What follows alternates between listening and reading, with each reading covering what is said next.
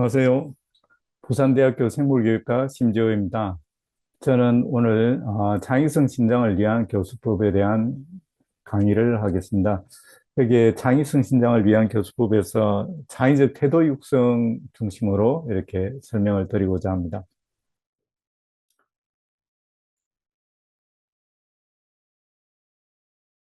강의 목차는 다음과 같습니다. 창의성의 교수 가능성, 창의성이 교수 가능한가에 대한 논의를 설명드리고요. 그 다음에 창의성 훈련의 목표가 무엇일까? 그리고 창의성 의식, 창의적 태도, 창의적 성격에 대해서 말씀드리겠습니다. 그리고 마지막으로 창의성에 대한 이해를 설명드리고자 합니다. 창의성의 교수 가능성에 대해서 다양한 생각을 가지고 있는데요. 창의성, creativity라고 이야기를 하죠. 그래서 이 창의성은 가르쳐질 수 있는 것인가? 아니면 가지고 태어나는 것인가? 이런 것에 대해서 서로 상반된 의견을 가질 수가 있습니다. 그리고 영재 수업을 한 선생님들 중에서는 이런 말씀을 하는 선생님들이 있습니다. 영재반 학생들의 대부분은 영재가 아니다. 공부만 잘하는 학생일 뿐. 그래서 저 같은 경우에도 이런 생각을 한때 가졌습니다. 그러니까 뭐 과학고등학교, 그다음에 영재학교, 대개 선행학습으로 가게 되고 그 학생들 중에 과연 영재가 얼마나 있을까라고 생각을 하면서 그런데 그 중에 일부는 영재가 있겠지라고 생각을 했습니다. 그리고 내가 영재가 아닌데 어떻게 영재 교육을 할 수 있나라는 문제가 있죠. 그래서 되게 영재 수업을 하는 선생님들 또는 교수님들 내가 영재가 아닌데 어떻게 영재 교육을 할 수가 있지? 영재 교수를 할 수가 있지? 라는 이제 의문점을 가지고 있죠. 저도 부산대 영재교육원에 어, 수업을 시작을 했을 때 그런 의심을 가졌습니다. 저도 공부를 조금 할 수 있는 그런 학생이었고, 그리고 이제 대학에서 교수가 됐는데, 그렇지만은 영재 교육을 할 수 있는 그런 능력을 가지고 있지는 않은 것 같은데, 어쩌다 보니까 부산대에서 영재 수업을 맡게 되었고, 영재 교수로서 7년을 하고, 그다음에 영재 원장을 또 3년을 했습니다. 그런데 그 동안에 영재 교육에 대해서 공부를 좀 했고, 그리고 이제 영재 교수법, 그다음에 교육과정, 영재에 대한 평가, 뭐 이런 걸 공부를 하면서 조금 알게 됐습니다. 사실 그 영재 교육을 하려면은 영재 교육과 관련된 여러 공부를 해야 되는 것이 사실입니다. 그러면은 영재 학생들이 타고난 영재냐 아니냐, 공부를 잘하는 애들이냐, 뭐 이런 것에 관련해서 이야기를 하면서 이 생각이 어떻게 정리되는 게 맞는지 말씀드리고자 합니다. 창의성은 가르쳐 질 수 있는 것인가, 가지고 태어나는 것인가, 라고 생각을 했을 때, 창의성은 이 두 가지의 특성을 다 아우르는 것이다, 라고 생각을 할 수가 있겠습니다. 창의성은 일부 가지고 태어나는 것이죠. 그래서 저 학생의 어떤 창의성, 모든 사람이 가진 어떤 창의성, 그것이 있을 거고요. 그 창의성이 어떤 것인지에 대해서는 조금 다 다른 입장들이 있고, 그래서 굉장히 그 지적인 능력이 뛰어난 학생들이 있을 거고, 육체적인 능력 또는 뭐 여러 가지 사회성이라든가 리더십이 뛰어난 그런 특징들도 있을 것입니다. 그리고 그것을 어떻게 가르칠 거냐에 따라서 창의성은 육성될 수도 있고 육성되지 않을 수도 있다라고 볼 수 있습니다. 그래서 가지고 태어나는데 그걸 가르쳐서 창의성을 더 극대화시킬 수 있다라고 볼 수가 있겠습니다. 창의성과 관련해서 영재 교육을 어떻게 해야 될 것인가, 뭐 이런 것에서 첫 출발점으로 토렌스는 영재 교육으로 유명한 사람이죠. 그래서 이런 1995년에 이런 글을 썼습니다. 아동들에게 창의적인 사고를 하도록 가르치는 것은 가능하다고 생각한다. 즉, 창의적인 사고를 키울 수 있다는 것이죠. 그리고 나는 이전에는 사고하지 않았던 아동들이 창의적 사고방법을 학습한 후에 창의적 사고를 지속하는 것을 목격하였다라고 이야기를 하였습니다. 그래서 창의적 사고 방법을 학습을 시킴으로 인해 가지고 창의적 사고를 할 수 있다는 것이죠. 그리고 스코트 푼세이커의 경우에도 2005년에 이런 글을 썼습니다. 학생들이 창의성 기술을 훈련하는 것이 즐겁다는 것을 알면 배운 기술들을 활용하는 능력이 향상된다. 교사들은 학생들이 배운 기술을 다양하게 적용하는 것을 연습하고 관찰할 수 있도록 시간을 들여 도와주지 않는다면 학습의 전이는 나타나지 않는다는 것을 인식해야 된다. 즉, 창의적 기술을 훈련을 계속 시킴으로 인해서 학생들은 이게 즐겁다라는 걸 깨닫게 되고, 그리고 이런 능력이 향상이 된다는 것이죠. 그리고 교사들은 이런 걸 할 수 있도록 시간을 들여서 도와줘야 된다. 도와주지 않는다면 창의성은 육성되지 않는다. 이런 이야기가 되겠습니다. 그래서 영재교육을 하는 것은 맞다라고 볼 수가 있겠습니다. 창의성에 대해서는 분류를 또 어떻게 하느냐에 따라서 작은 창의성이 있고 굉장히 큰 창의성이 있을 수 있습니다. 그래서 빅 창의성이라고 하는데 대문자 C로 이제 표현하기도 하는데 천재적 수준의 창의성을 나타낼 수도 있고 보통 사람들이 창의성을 이렇게 볼 수도 있겠습니다. 경우에 따라서는 보통 사람들의 창의성을 계속 신장함으로 인해서 천재적 수준의 창의성까지 이르게 할 수도 있습니다. 천재적 수준의 창의성을 보인 사람들은 우리가 잘 아는 레오나르도 다빈치, 볼프강 모차르트, 그 다음에 마리 큐리, 토마스 에디슨, 엘버트 아인슈타인, 장영실 등이죠. 여기에 장영실 우리나라 사람이 들어있는데 참 어떻게 보면 자랑스러운 측면이라고 생각이 듭니다. 그리고 이제 레오나르도 다빈치와 관련된 유튜브 영상들, 레오나르도 다빈치가 최고의 천재였던 이유, 그다음에 레오나르도 다빈치가 발견한 7가지 굉장한 대단한 발견들, 이런 것들이 있습니다. 그래서 한번 보시면은 왜 레오나르도 다빈치가 천재적이었는지 알 수가 있고요. 이분은 어떻게 보면 예술, 그다음에 과학, 철학, 거의 모든 분야에서 이런 뛰어난 영재성을 나타냈죠. 그 다음에 이제 보통 사람들의 창의성을 높이기 위한 방법이 뭐가 있을까라는 것에는 미래 문제 해결 프로그램이라는 게 있습니다. 그래서 미래 문제에 이런 문제가 있다, 또는 이런 문제가 있을 것이다, 또는 이런 문제가 있지 않을까, 그리고 그 문제를 어떻게 해결할 것인가 라는 이런 이제 대회 같은 거, 이런 걸 통해서 창의성을 높일 수도 있고요. 그 다음에 마인드 오디세이 프로그램에 참여해서 역시 이제 답을 잘 알지 못하고 제한된 조건에서 문제를 해결하고 어떤 능력을 발휘하는 그런 이제 프로그램이고, 여기에 참여함으로 인해 가지고 능력을 발휘할 수도 있습니다. 그래서 이제 오디세이와 관련해서 이런 그 오디세이, 마인드 오디세이라는 게 도대체 뭘까라는 것에 대한 유튜브 영상도 있고, 또는 스파게티로 다리를 만드는 놀이도 있죠. 그래서 스파게티 양을 제한을 하고, 그다음에 시간을 제한해서 만드는 다리가 어느 정도의 무게를 버티느냐, 이런 대회들도 하게 됩니다. 이런 것들이 어떻게 보면 다 창의성을 높이는 그런 활동들이 되겠습니다. 여기서 이제 마인드 오디세이와 관련해서 동영상을 잠시 볼 수는 있을 것 같은데요.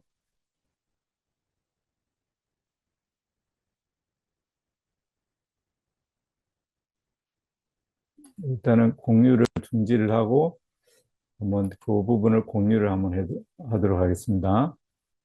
마인드 오디세이 여기 있네요.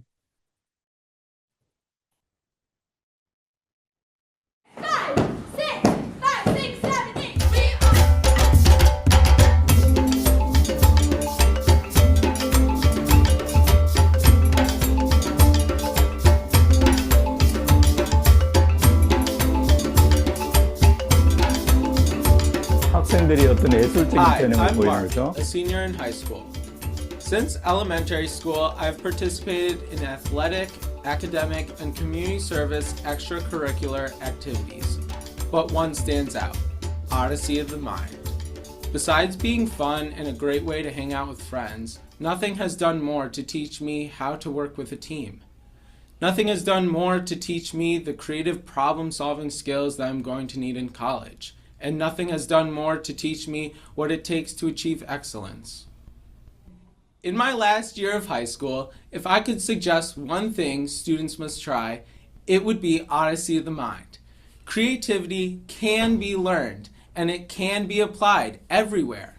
Odyssey of the Mind is an international program that provides creative problem-solving opportunities for students. Thousands of teams in the US and from about 25 other countries participate in the program.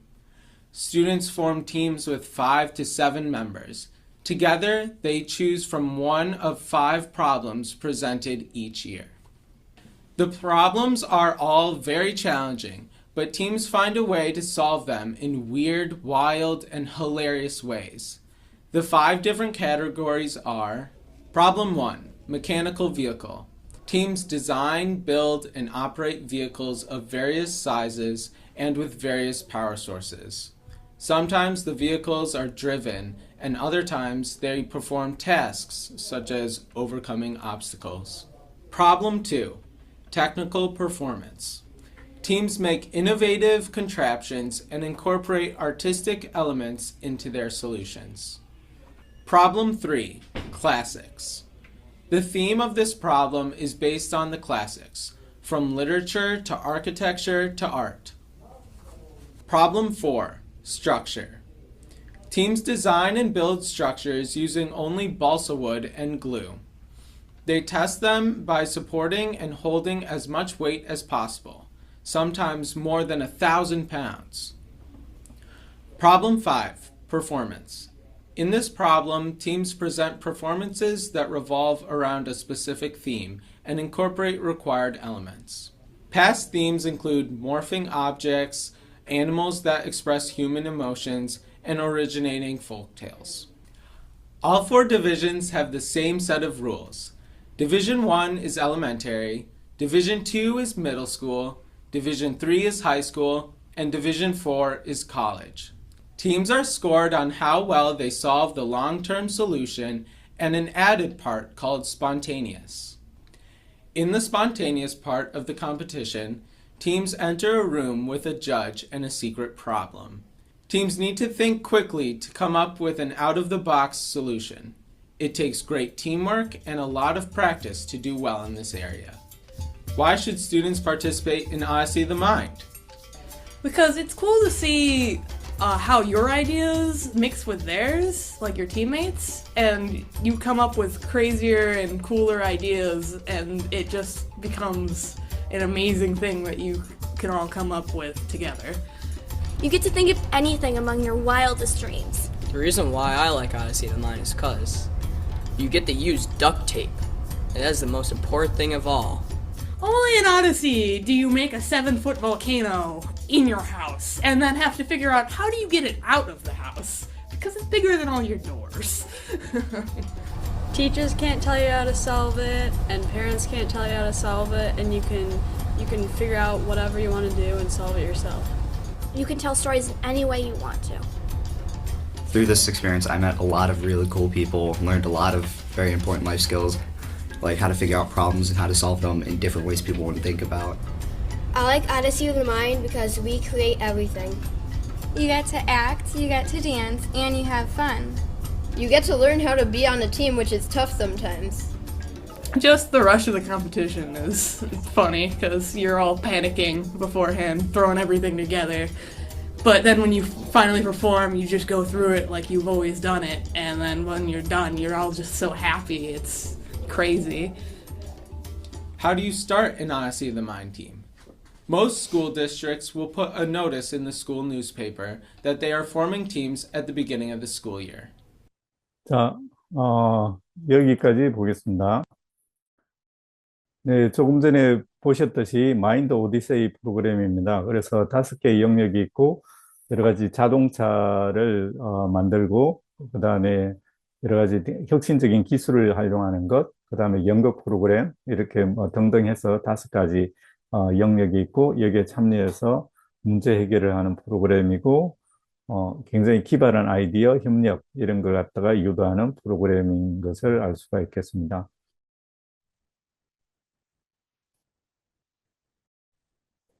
자, 그래서 창의성을 키우는 여러 가지 프로그램들이 있으니 그게 참여할 수 있을 것 같습니다.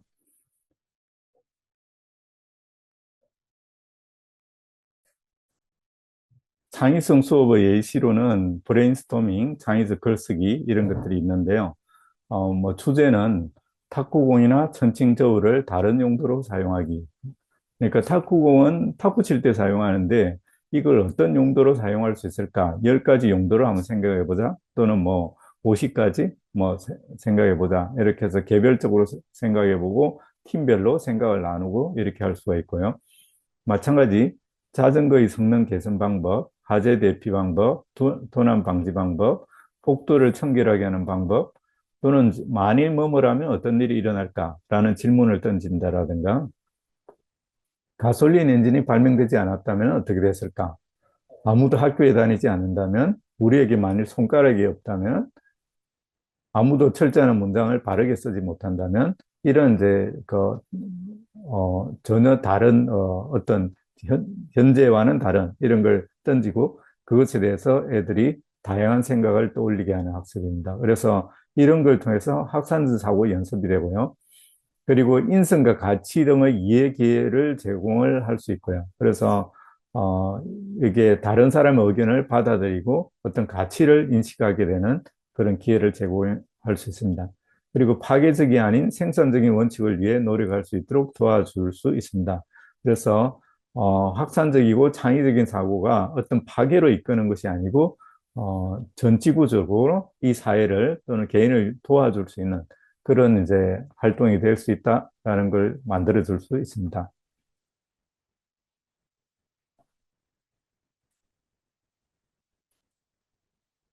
또 다른 수업으로는 과학자, 수학자, 독서, 논리적, 비판적 글쓰기 수업을 할 수가 있는데요. 여기에서 이제 뭐 에디슨, 아인슈타인, 피카소 등의 어떻게 훈련을 했느냐, 또는 생활 방식을 어떻게 했느냐, 태도나 사고 습관 등을 조사를 하는 활동을 하고요. 그래서 이런 활동을 조사를 통해서 이 과학자나 수학자의 그런 영재성, 창의성을 이해를 하는 것이죠. 또는 교실 내 학습센터를 만들어서 조사한 위인의 삶, 사고방식, 성격, 난관 극복, 업적 등을 이제 게시를 합니다. 그리고 이제 그것을 설명을 하고 또는 이제 과학자 연극 대본을 만들고 연극하기를 이끌어낼 수 있겠습니다. 이런 이제 굉장히 뛰어난 과학자나 수학자 또는 예술가 이런 사람들의 정기적인 접근법의 목적은 학생들의 창의성, 창의적인 사람들을 이해하고 그들의 태도와 기술적 재능을 획득하는 것에 목표가 있습니다. 학산적 사고 훈련에 참여한 정도가 학생들의 학산적 사고 능력을 향상에 직접적인 상관이 있다는 이런 결과가 있습니다. 그래서 학생들이 스스로 영재애들은 알아서 하겠지 뭐 이렇게 하는 것보다 이렇게 의도적으로 이런 활동에 참여함으로 인해 가지고 학생들이 독자적인 학습보다 효과적이라는 연구 결과들이 있습니다. 창의적 활동의 효과를 보면은 이런 앞에서 마인드 오디세이 또는 뭐 이런 이제 창의성 수업의 2, 1 이런 활동을 함으로 인해서 학생들의 창의적 문제 해결 태도와 기술을 높이고요. 독립성, 문제정의, 정보 수집, 아이디어 생산, 평가, 의사결정, 의사소통, 기타 가치 있는 전문적 기술의 개발 등에 모두 효과적이란 연구 결과들이 있습니다. 그래서 이런 것들이 다 창의성 또는 영재성을 육성하는데 의미가 있다라는 거죠. 그래서 이런 활동들을 다양하게 실현해 보면 좋을 것 같습니다.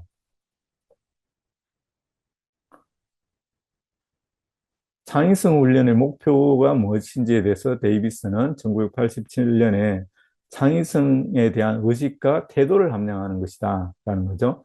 그러니까 창의성이라는 것이 뭐다라는 것을 의식하게 만들고 그런 태도를 갖게 만드는 것이 창의성 훈련의 목표입니다. 그리고 창의성에 대한 이해를 높이고요. 그다음에 연습을 통해서 창의적 능력을 점차 강화시키고 창의적 사고 기법을 습득하게 하고 창의적 활동에 학생을 참여하게 하는 것도 목표고요. 그 다음에 학업적으로 창의성을 계속 발전시키는 것. 이런 것들이 창의성 훈련의 목표라고 할 수가 있겠습니다. 창의적 의식, 그 다음에 창의적 태도, 창의적 성격. 이것의, 서로의 관계를 보면은 창의적 사고와 과정과 프로그램에 많이 참여함으로 인해서 창의적 의식과 태도를 점차 육성시킬 수가 있고요. 그 다음에 이런 프로그램에 참여함으로 인해서 개방성과 수용성을 높일 수가 있겠습니다. 그래서 다른 사람과 협력을 하는 과정에서 점차 개방적이 되고 수용적이 되겠죠. 그 다음에 창의성을 의식적으로 인식하게 됩니다.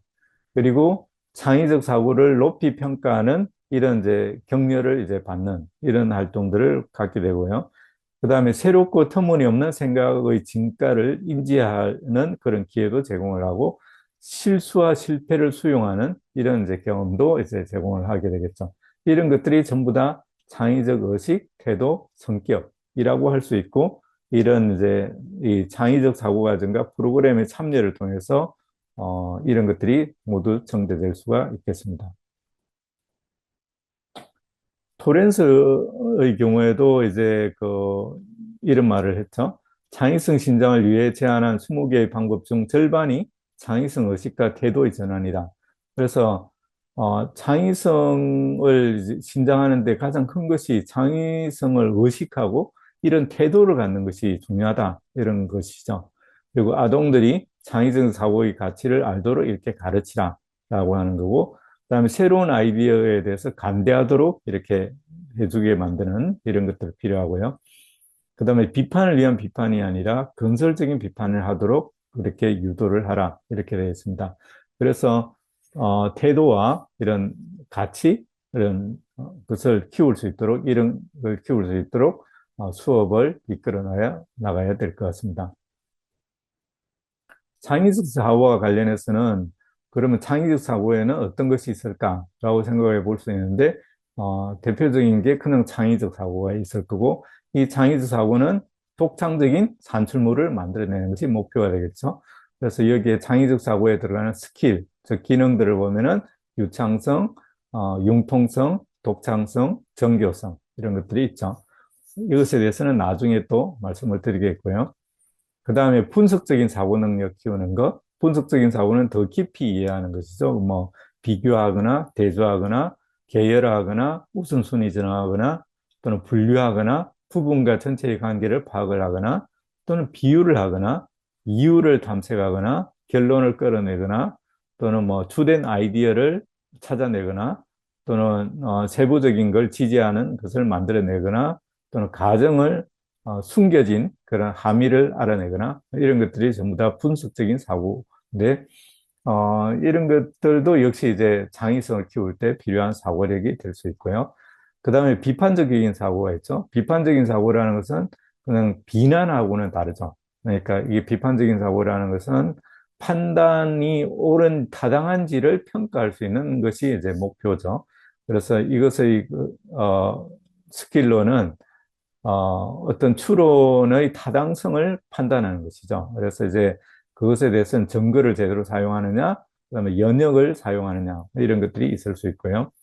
그 다음에 의사결정하는 거. 의사결정이라는 것은 잘 정립된 그런 결정이죠. 그래서 뭐, 결정을 했는데 그게 진짜 잘 만들어진 결정이냐라는 걸 하는 거죠. 그래서 이런 것들은 이제 옵션을 충분히 고려를 하고, 그 다음에 이제, 최선의 선택, 최선의 중요하고 최선의 의견, 이걸 선택할 수 있는 이런 것들의 능력을 키우는 거죠. 그래서 이제 이것은 정확하게 이해하고 그다음에 정보를 떠올리고 그다음에 옵션들을 이제 생성을 하고 그다음에 타당한 이유를 이제 평가를 하고 이런 기능들을 키움으로 인해 가지고 이런 의사결정 능력을 키울 수 있고요. 그다음에 문제 해결력, 이거는 최선의 해결책을 찾아내는 거죠. 되게 문제 해결력 활동 많이 하는데요. 그래서 이제 문제를 찾고 문제가 뭐냐, 문제가 뭔지를 정의를 하고 그 다음에 이제 해결 방안을 이제 고려하고 그 다음에 이것에 대해서 결과가 뭔지 그리고 이걸 어떻게 수행을 하고 어떻게 계획할지 도구는 어떻게 사용할지 뭐 이런 등등을 하는 것이고요. 그래서 여기에서는 뭐 정확하게 어떤 걸 이해를 하고, 그다음에 정보를 해상을 하고, 그다음에 옵션을 생각하고 평가하고 뭐 이런 것들이 이제 포함될 수가 있겠습니다. 그래서 창의성을 키우는 창의적 사고력에는 이와 같은 창의적 사고력, 비판적 사고력, 분석적 사고력, 의사결정, 문제 해결력 이런 것들이 필요하고, 이런 걸 키우기 위해서 수업을 설계하고 수업을 진행할 수가 있겠습니다. 창의적 의식, 태도, 창의적 성격을 다시 보면은 창의적 성격은 창의적 의식과 태도와 밀접한 관계가 있습니다. 그리고 교육을 통한 창의적 사고와 관련이 있는 특성이나 행동 강화가 가능하다라고 되어 있고, 그래서 이런 이제 교육을 통해서 학생들이 자신감, 독립심, 열정, 탐험심, 모험 감수, 호기심, 즐기는 거, 유머 감각, 그다음 사고를 위한 고독. 그러니까 뭐 사고를 하면 굉장히 고독하죠. 그것에 대해서 이제 뭐 딴 걸 안 하고 이걸 계속 해야 되는 거니까. 그다음에 복잡성에 대한 흥미를 가지는 거, 지각하고 예술적 관심을 강화시키는 거, 이런 것들이 전부 다 교육을 통해서 강화될 수 있는 건데, 이것이 창의성 또는 영재성하고 전부 관련이 있는 요소들이 되겠습니다. 그래서 교사들의 다양한 방법을 통해서 창의성을 신장할 수가 있고요. 그래서 독자적 학습을 격려를 하고, 학생의 아이디어를 냉혹하게 판단하지 않고 명백한 실수를 인내하게 할 필요가 있습니다. 융통성 있는 사고, 스스로 평가를 권장을 하고요. 다양한 시도, 실패, 좌절에 대처하는 방법을 도와줄 필요가 있습니다. 학생들을 있는 그대로 받아들이고요. 수능을 강요하는 또래 압력에 대한 저항을 권장할 필요가 있습니다. 교사를 어렵게 하는 행동도 창의적임을 인지해야 됩니다. 대개 이제 수업을 하다 보면 굉장히 창의적인 애들이 도전적이거나 또는 굉장히 어려운 질문을 하거나 좀 힘들게 하는 경우가 있죠. 그래서 그것도 창의적임을 인지할 필요가 있겠습니다. 창의적 의식이라든가 태도를 정진시키기 위해서는 그 분위기를 만드는 것이 중요하고요. 그래서 창의성을 격려하고 보상받는 그런 환경을 만들 필요가 있습니다. 그래서 그런 분위기가 바로 심리적 안정을 만들어내겠죠. 그래서 창의적 사고를 위한 선행 조건이라고 봅니다. 그래서 창의적 분위기는 브레인스토밍에서 판단 유예와 같은 의미입니다. 그래서 어떤 이야기를 했는데 엉뚱한 이야기다 라고 하더라도 그것에 대해서 진단하고 이렇게 판단하지 말고 조금 유의할 필요가 있다는 거죠. 그래서 어떤 제안이나 비판이나 평가를 하지 않고 무조건 수용하는 자세, 이런 것들이 필요하다라는 것입니다. 창의적 의식, 태도, 창의적 성격에 대해서 장애물이 뭐냐라고 해서 데이비스와 신버그가 이렇게 이야기를 했는데요. 그래서 이 장애물이 뭔지를 좀 제거를 함으로 인해서 창의성이 신장될 수 있다라고 이야기를 하는데, 지각적 장애물, 문화적 장애물, 정서적 장애물, 이렇게 세 가지로 분류를 했습니다. 지각적 장애물은 익숙한 방식으로 사물을 인식하기 때문에 창의적인 방법으로 사물을 지각하지 못하는 것입니다. 지금 예를 들어서 이런 철자가 있는데 10개를 지워서 어떤 의미 있는 단어를 찾는 것, 이게 우리의 지각하는 것 때문에 이걸 쉽게 못 찾는데, 그 지각하는 그 습관을 좀 버리면은 찾을 수가 있습니다. 다른 뭐 여러 가지 이제 그 어떤 과제들도 마찬가지죠. 그 다음에 문화적 장애물은 지각적 장애물처럼 학습과 습관에 의해서 발생되는데요. 전통이라든가 수능 압력, 사회적 기대, 남과 다른 것에 대한 두려움을 갖게 하여서 창의적 사고를 제약하는 것입니다. 뭐 예를 들어서 잘 되지 않을 거야, 시행할 예산이 없어, 그러니까 학생들이 어떤 과제를 한다고 그러면 돈 없어, 뭐 이렇게 하는 경우가 있죠. 그 다음에 우리는 전에 이것을 해본 적이 없어, 아직 아무도 해본 적이 없는데 너네들 할 수 있겠네? 뭐 이런 거. 그 다음에 아직 준비가 안 됐는데 어떻게 할까? 부모님은 어떻게 생각할까? 그 다음에 학생 스스로가 그것을 하기에 능력이 부족하다, 또는 그게 좋다면 다른 사람들이 제안했을 거야, 교과 내용과 관련이 없어, 이런 것들이 전부 다 문화적 장애물입니다. 그래서 혹시 이런 이제 뭐 그 선생님이나 학생 스스로나 주변에서 이런 문화적 장애물이 작용하지 않는지 생각해 볼 필요가 있고, 이걸 제거할 필요가 있습니다. 그 다음에 정서적 장애물은 불안정성과 불안입니다. 그래서 직업 불안, 학교의 압력, 정서적인 문제, 건강에 대한 우려, 타인과 차이 나는 것에 대한 불안, 거부당하는 것, 감독, 이런 것들이 정서적 장애물로 작용하니까 이것도 역시 좀 제거를 해주면 더 창의적인 학생으로 육성할 수가 있습니다. 그래서 이제 뭐 창의적 사고를 가로막는 방해 요소를 제거할 필요가 있는데요. 올바른 답은 하나다. 뭐 이런 것이 굉장히 위험한 거죠. 그런데 사실 초등학교 때는 온갖 이야기를 다 하다가 중학교, 고등학교로 갈수록 답이 하나다라는 것에 익숙해집니다. 그래서 새로운 이야기를 안 해요. 대안적인 이야기도 안 하고 창의성이 다 막혀버리는 거죠. 그래서 학교 교육이 어떻게 보면 창의성을 망치게 한 요인이기도 합니다. 그것은 논리적이 아니다. 이것도 역시 창의성을 막는 것, 규칙을 따르자 실용적이어야 된다. 그 실용적이냐? 뭐 실용적이도 아닌 거 가지고 왜 아이디어를 내? 뭐 이런 경우도 있고요.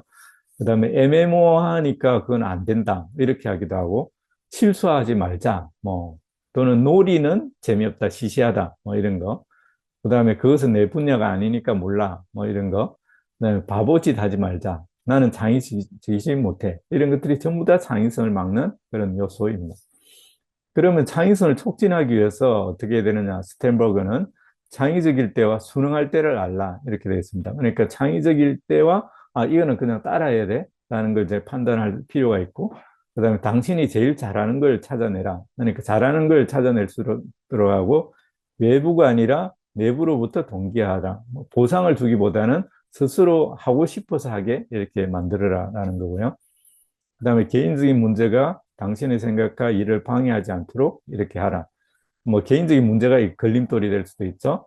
그 다음에 당신이 할 수 있는 이상의 것, 이하 일을 하려고 하지 마라. 인내력 있게 수행하라. 당신의 환경을 더 창의적으로 구성하라. 이런 것들이 창의성을 높이는 방법입니다. 창의성에 대한 이해를, 이런 과정을 통해서 효과가 지속되고 증대될 수가 있습니다. 그래서 창의성을 함양할 수 있는 창의적 사고라는 창의성을 인생에 통해서 인생의 즐거움을 느끼게 해줄 필요가 있고요. 그다음에 다양한 관점에서 창의성을 발휘할 수 있도록 가치관을 형성해 줄 필요가 있습니다. 그리고 수능 압력의 존재를 인지하면서 창의적 가치관을 형성하도록 할 필요가 있고요. 그다음에 창의적 사고일수록 실수와 실패의 위험이 더 크다라는 걸 인지시킬 필요가 있습니다. 그리고 다양한 창의적 사고 기법을 사용할 수 있도록 하고 자신의 아이디어를 평가하고 사고를 행동으로 전이할 기회를 제공해 줘야 됩니다. 그러니까 타인이 평가하는 것보다는 자기 자신이 평가할 기회를 더 많이 줘야 된다는 거죠. 그다음에 창의적인 사람은 재능을 허비하지 않고 활용하는 사람이다. 이렇게 이해시켜 줄 필요가 있겠습니다. 그래서 이렇게 해서 일부 강의를 마치는데요. 그래서 일부 강의는 창의적인 태도라든가 의식, 성격을 주로 어떻게 하면 육성시킬 수 있을 것이냐 이런 것에 초점을 두고 제가 말씀을 드렸고, 그래서 이런 의식과 태도와 성격을 가지는 것이 창의성 육성에 어떻게 보면 제일 중요한 요소다라고 이제 볼 수가 있겠습니다. 그리고 물론 이제 이 중간에 이제 창의적 사고와 사고력을 키우는 여러 가지 요소들이 있고 이것을 키울 필요가 있고요. 그 다음에 이와 같은 창의적 수업을 활용을 할 필요가 있겠습니다. 네, 여기까지 일부 수업을 마치도록 하겠습니다. 혹시 나중에 질문이 있으시면은 온라인으로 또는 여러 가지 메일 등으로 질문을 해주시기 바랍니다. 네, 이걸로 일부 강의를 마치도록 하겠습니다.